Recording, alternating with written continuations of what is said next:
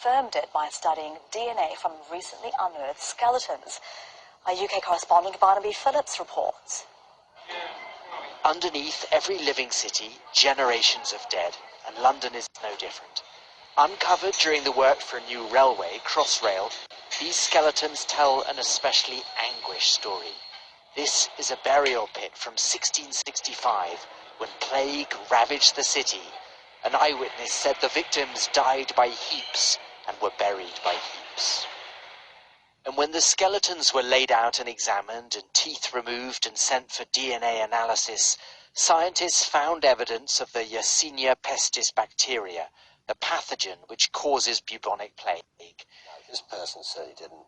These are the remains of a young man, aged between 18 and 25, who died of the plague. We don't know his name, but the DNA samples from his teeth can help us understand more about diseases.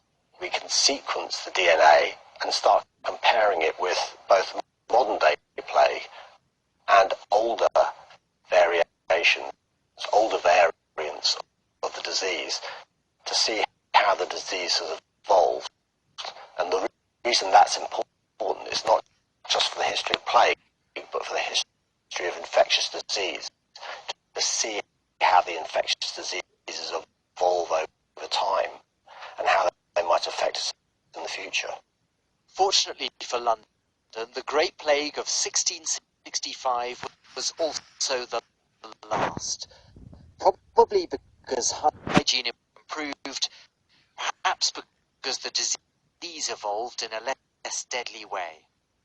Scientists are now working through the thousands of other skeletons made some 350 years ago. Barnaby Phillips, Al Jazeera, in central London. Still ahead on the news now, we'll tell you why